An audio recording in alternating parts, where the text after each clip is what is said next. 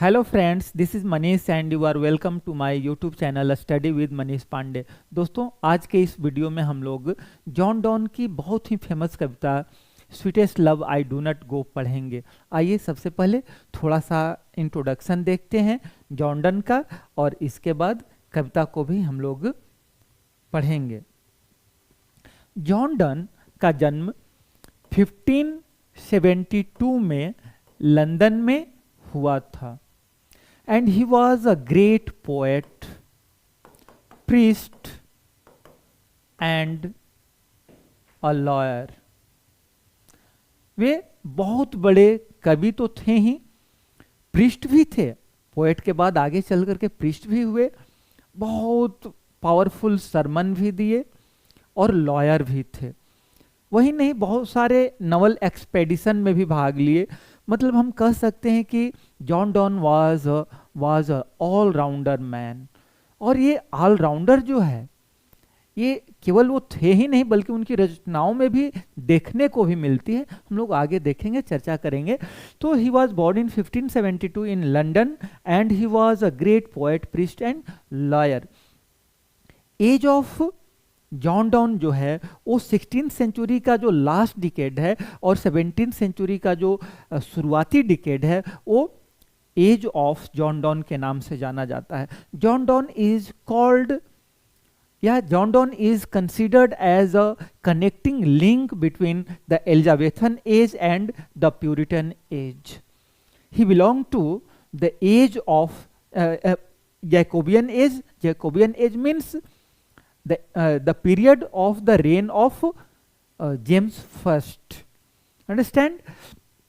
और चूंकि इनका संबंध 17वीं शताब्दी से है and 17th century in British poetry is said to be metaphysical age. और मेटाफिजिकल पोएट्री, इनकी जो कविताएं हैं उनको मेटाफिजिकल पोएट्री मानी जाती हैं। मेटाफिजिकल जो पोएट्री शब्द है, this term was coined by 18th century great critic Samuel Johnson in his book Lives of Eminent Poets of England। ऐसे उनके किताब का नाम था, उसमें ये पहली बार वो टर्म क्वाइन हुआ। ऐसे इनके पहले भी 17th सेंचुरी में ही बहुत बड़े क्रिटिक हुए। जॉन ड्राइडन ने कहा था डॉन के बारे में, Donne affects metaphysics. But what is metaphysics and what is metaphysical poetry? Metaphysics और मेटाफिजिकल जो शब्द है वो दो शब्द मेटा और फिजिकल से बना हुआ है। Meta means beyond and physical means which is not earthly, जो संसारिक नहीं है, जो इस देश दुनिया का नहीं है, वो है मेटाफिजिकल। मतलब मेटाफिजिकल का जो संबंध है वो मतलब क्या कह सकते हैं, वो मतलब गैर संसारिक है, ऐसा हम कह सकते हैं। वो फिलोसॉफिकल है, स्पिरिचुअल है, ऐसा हम कह सकते हैं। और ये सब चीज़ हमें देखने को भी मिलती है। और जो 17th सेंचुरी अर्थात मेटाफिजिकल एज की जो पोएट्री है वो totally different from the poetry of Elizabethan age and Puritan age. Metaphysical age के और भी कवि हुए, जॉर्ज हर्बर्ट हुए, क्रशा हुए,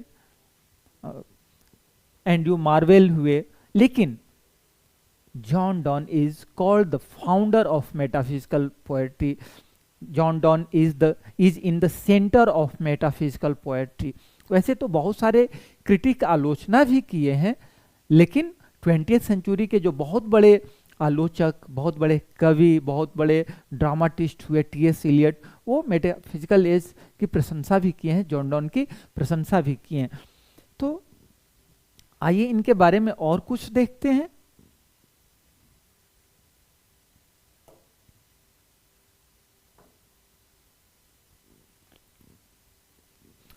कह रहा है कि जॉन डॉन ये पायोनियर कहे जाते हैं, नए तरह का जो लिरिकल और सटारिकल वर्स है, जो मेटाफिजिकल, जो कि हम लोग पढ़ चुके हैं।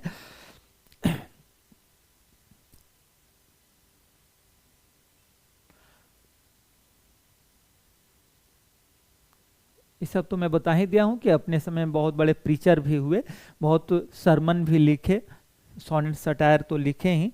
चलिए आइए यहाँ से हम लोग देखते हैं। कविता है sweetest love I do not go. What is the name of the poem? Name of the poem is sweetest love I do not गो। आप देख सकते हैं गो का जो स्पेलिंग है वो जीओ नहीं है बल्कि GOE है, ओल्ड स्पेलिंग है। कवि कह रहे हैं sweetest love I do not go for weariness of the. Sweetest love I do not go for weariness of the. देखिए ये कब की बात है, थोड़ा सा कॉन्टेक्स्ट में बता देना चाहूंगा। 1601 में ये शादी किए, एनीमोर से शादी किए, जो इनके पैट्रॉन थे, उनकी नीस थी एनीमोर, और उनसे शादी कर लिए, चुपके छुपके ये शादी कर लिए। और उसके चलते वो जो पैट्रॉन थे बहुत गुस्सा हुए और 1602 में इनको जेल भी जाना पड़ा इस कारण से। और ये अपनी पत्नी एनीमोर से बहुत प्रेम करते थे, बहुत क्या कहते हैं, डिवाइन लव कहा जा सकता है। तो वहीं जब ये यूरोप जाने लगे, जॉन डॉन यूरोप जाने लगे, तो इनकी जो पत्नी थी एनीमोर बहुत चिंतित होने लगी, रोने लगी, आंसू बहाने लगी। तो उस समय कहा जाता है कि उसी से संबंधित ये कविता है, कॉन्टेक्स्ट है। और इस तरह की एकमात्र यही कविता नहीं है, बल्कि वैलेडिक्शन ऑफ फॉरबिडिंग मॉर्निंग वो भी इसी पर आधारित है। तो ये जो कविता है sweetest love I do not go for weariness of thee, John Donne कह रहे हैं कि मैं इसलिए नहीं जा रहा हूं कि मैं तुमसे उब गया हूं, मैं तुमसे तंग आ गया हूं, और nor in the hope the world can show a sweeter love for me. एक तो कह रहे हैं कि मैं इसलिए नहीं जा रहा हूं कि मैं तुमसे उब गया हूं, और मैं इसलिए भी नहीं जा रहा हूं कि nor in the hope the world can show a sweeter love for me. मैं इस उम्मीद से भी नहीं जा रहा हूं, मैं इस होप से भी मैं नहीं जा रहा हूं कि वहां मुझे तुम्हारे से ज्यादा, तुमसे ज्यादा और प्यार करने वाला, प्रेम करने वाला मुझे कोई मिल जाएगा, तुमसे ज्यादा अच्छा कोई मुझे मिल जाएगा, इस उम्मीद से भी मैं नहीं जा रहा हूं। बट आगे बता रहे हैं कि मैं क्यों जा रहा हूं। But since that I must die at last, TISS best to use my self in जेस्ट, दस bye fan deaths to die. देखिए जॉन डॉन की कविताओं की कुछ खासियत है। कहा जाता है, कुछ क्रिटिक कहते हैं जॉन डॉन आर्गुज इन वर्स। ये लॉयर भी थे, और लॉयर तो आप जानते हैं कि बहस करना मतलब कि किसी चीज को तार्किक परिणति देना, बिल्कुल लॉजिकल वे में अपनी बात को रखना, this is the main characteristics of a lawyer. And this characteristics of lawyer you can see in the poems of John don. John Donne की कविता में आप देख सकते हैं, आप देखिए बिल्कुल तार्किक रूप से अपनी बात को रख रहे हैं कि मैं इसलिए नहीं जा रहा हूं कि मैं आपसे उब गया हूं, तंग आ गया हूं, मैं इसलिए भी नहीं जा रहा हूं कि वहां मुझे आपसे ज्यादा प्रेम करने वाला, आपसे ज्यादा सुंदर, आपसे ज्यादा बढ़िया कोई मुझे मिल जाएगा, बल्कि मैं इसलिए जा रहा हूं कि एक न एक दिन तो मनुष्य को मर ही जाना है, और अचानक जब मैं मर जाऊंगा, मैं जब आपसे अलग हो जाऊंगा, हमेशा हमेशा के लिए अलग हो जाऊंगा, तो उस दिन जो सेपरेशन होगा, उस दिन जो अलगाव होगा, you can't tolerate that separation, and that is अभी जो मैं अलग हो रहा हूं, मैं जो जा रहा हूं, यद्यपि कुछ काम से ही मैं जा रहा हूं, लेकिन ये जो सेपरेशन होगा कुछ दिन के लिए, थोड़े समय के लिए जो होगा, यूरोप में जाऊंगा तो क्या होगा, एक तरह से वो यहां लिख रहे हैं 10 by feigned deaths to die. ये जो सेपरेशन, जैसे कि मृत्यु में आदमी अलग हो जाता है, हमेशा के लिए अलग हो जाता है, ये जो सेपरेशन हो रहा है ये कुछ दिन के लिए हो रहा है, मतलब समझो कि मैं कुछ दिन के लिए मर गया। तो ये इसमें जो आपको थोड़ा सा सदमा पहुंचेगा, थोड़ा सा कष्ट होगा, और ऐसे में आते जाते रहूंगा, आप क्या हो जाओगे, आप हैबिचुएटेड हो जाओगे, और जिस दिन मैं हमेशा के लिए गुजर जाऊंगा तो उस दिन आपको बहुत ज्यादा कष्ट नहीं होगा। ठीक है, तो आगे देखिए क्या कह रहे हैं, आगे कह रहे हैं yesternight the sun went hence. देखिए कविताओं का जो स्पेलिंग है, आप सन का जो स्पेलिंग है SUN ना होकर के SUNNE है। ठीक है, तो ये ओल्ड भी है ओल्ड स्पेलिंग भी है, और वो जॉन डॉन की कविता की खासियत भी थी कि वो थोड़ा सा इस तरह का चेंजेस करते भी थे। तो यस्टर नाइट, पिछले ही रात, गत रात, द सन वेंट हेंस, सूरज यहाँ से गए, and yet is here today. जैसा कि हम देखते हैं कि सूरज निकलते हैं, सूरज अस्त होते हैं, मतलब सूरज आते हैं, सूरज चले जाते हैं। ठीक उसी तरह से कह रहे हैं कि yesternight the sun went hence and it is here today, सूरज कल ही रात यहां से गए थे और आज हम देख रहे हैं कि आ भी गए हैं। जैसे सूरज कल चले गए, आज आ गए, उसी तरह से मैं जाऊंगा, मैं फिर आ जाऊंगा। और एक बात और ध्यान रखना है, he hath no desire nor sense, nor half so sought away, then fear not me, but believe that I shall make a speedier journey, since I take more wings and spurs than he। यहां देखिए अब एक क्या तर्क दे रहे हैं, तर्क दे रहे हैं कि सूरज कल गए थे, आज आ भी गए, और उनके अंदर तो कोई डिजायर नहीं, कोई सेंस नहीं है, सूरज के अंदर कोई प्रेम नहीं है, कोई भावना नहीं है, कोई इमोशन नहीं है। मेरे अंदर तो इमोशन है, मैं आपसे प्रेम करता हूं, मेरे अंदर आपके प्रति गुड फीलिंग है। तो जब सूरज गए, आ गए, तो उनसे ज्यादा तेज जर्नी तो मैं करूंगा, क्योंकि उनके अंदर कोई इमोशन नहीं है, उनके अंदर कोई प्रेम नहीं है, और मेरे अंदर तो इमोशन है, मेरे अंदर प्रेम है, मैं आपसे प्रेम करता हूं। तो मेरा जो जर्नी होगा स्पीडियर देन द सन, सूरज का जो जर्नी है उससे ज्यादा स्पीडियर होगा, है ना। कह रहे हैं कि he hath no desire nor sense, सूरज के पास न तो डिजायर है, न तो सेंस है, nor half so short away then fear not me. कह रहे हैं कि डरो मत, बट बिलीव, बल्कि विश्वास करो, दैट कि आई शैल मेक अ स्पीडियर जर्नीज, कि मैं ज्यादा तेज यात्रा मैं करूंगा, मैं जल्दी लौट आऊंगा, क्योंकि since I take more wings and spurs than he. इसके बाद आगे क्या कह रहे हैं, आगे जॉन डॉन कह रहे हैं कि O how feeble is man's power, that if good fortune fall can add another hour, cannot add another hour, nor a lost hour recall, but come bad chance।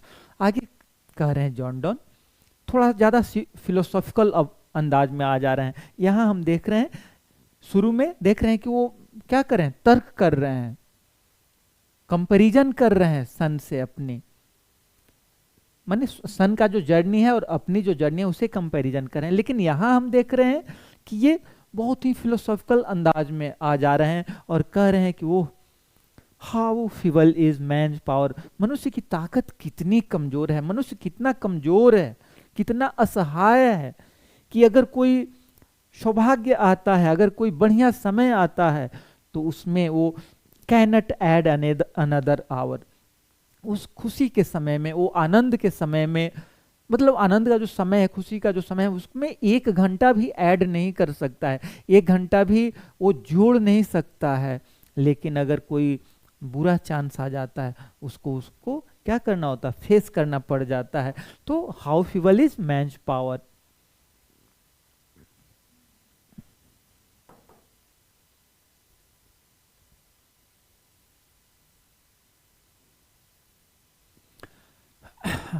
तो मनुष्य का पावर बहुत feeble है, और जब खराब समय आ जाता है, and we join to it our strength.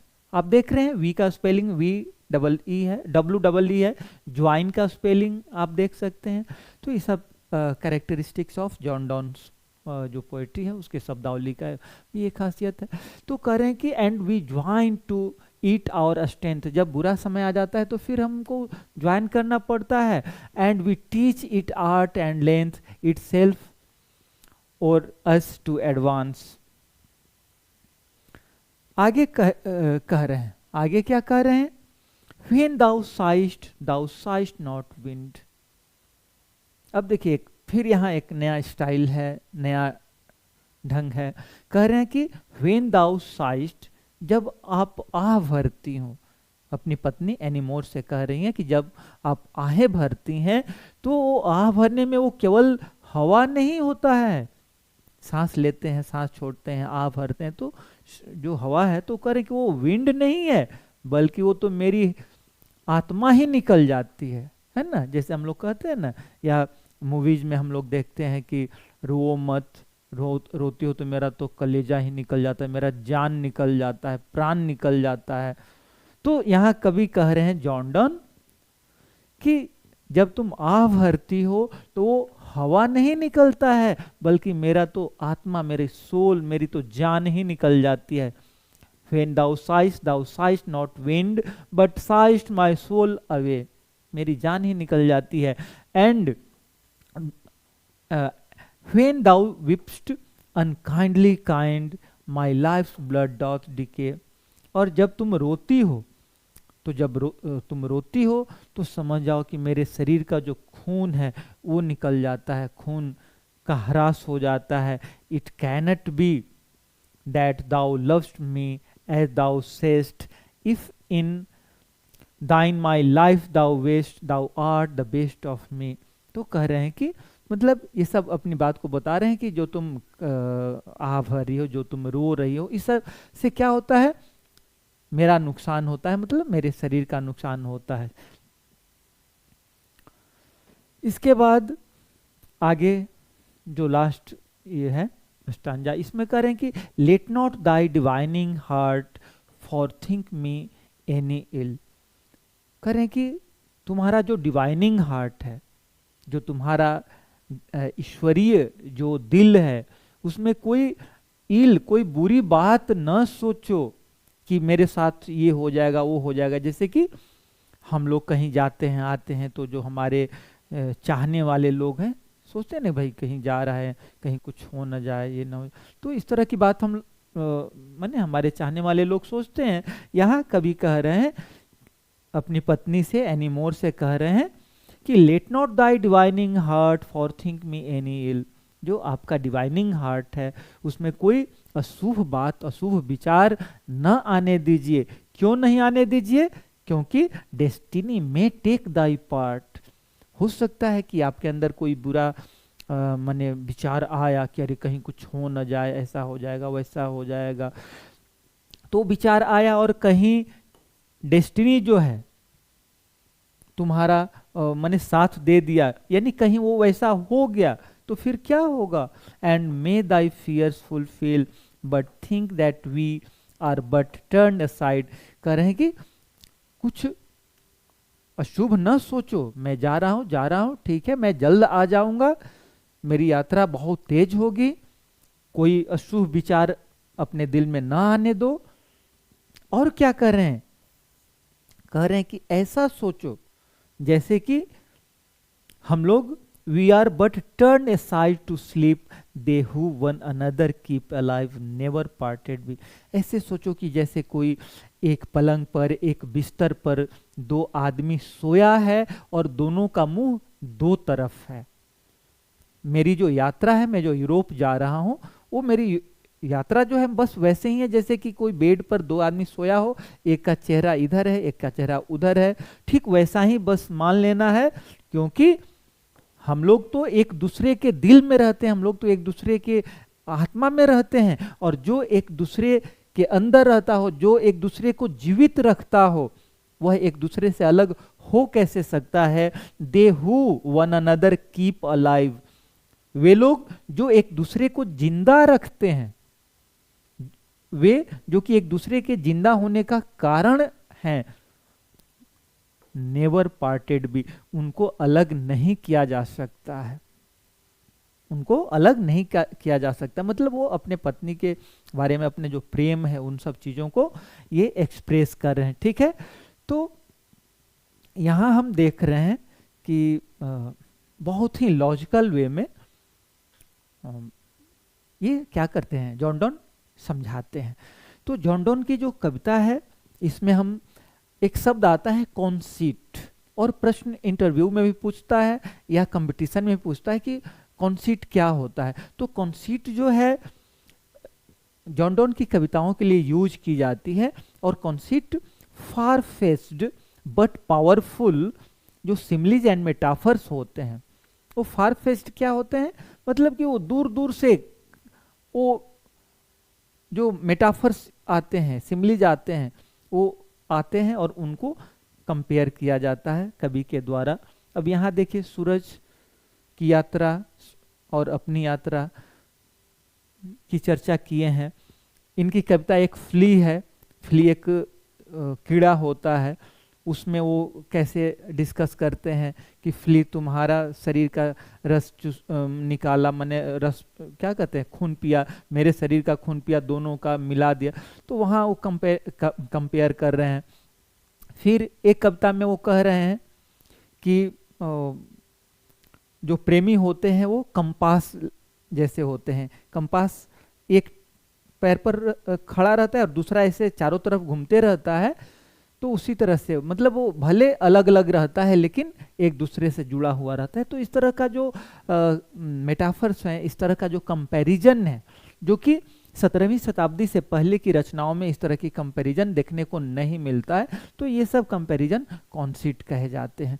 तो आज की यह कविता वो केवल क्या कहते हैं, सेंसुअस लव नहीं है, और इनकी यह कविता बहुत ही प्यारी, बहुत ही टेंडर लव को दिखाता है, बहुत ही क्या कहते हैं, स्पिरिचुअल लव को दिखाता है। यहाँ केवल बॉडी लव नहीं है, यहाँ जब वो कहते हैं कि they who one another keep alive never parted be, ये शारीरिक प्रेम नहीं है बल्कि आध्यात्मिक प्रेम है।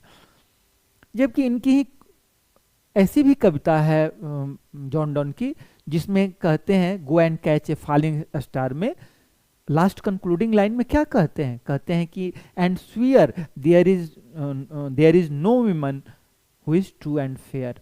तो एक कवि जो कि एक कविता में यहाँ तक कहता है कि there is no woman in the world who is true and fair, लेकिन ये इनका जो प्रेम वाली है कविता, आप देख सकते हैं कितना टेंडर है, कितना लव है। जॉन डॉन के लिए जो लव था, जो बडली लव था, वो सिंफुल नहीं था बल्कि वो सेक्रेट मानते थे, बहुत ही अच्छा मानते थे। तो ये सब चीज़ है, ये सब खासियत है। तो आज का वीडियो कैसा लगा कमेंट करके बताइएगा, और लाइक करने में, शेयर करने में, सब्सक्राइब करने में कंजूसी क्यों करते हैं, कोई पैसा थोड़े लगता है, बस थोड़ा उंगली दबा दीजिए, थोड़ा 2-4 शब्द टाइप कर दीजिए, मुझे उससे थोड़ा अच्छा लगता है कि नहीं मेरा वीडियो कोई ऐसे कर रहा है। तो चलिए, आज का वीडियो देखने के लिए आप लोगों को बहुत बहुत धन्यवाद, थैंक यू। फिर मिलते हैं नेक्स्ट वीडियो में।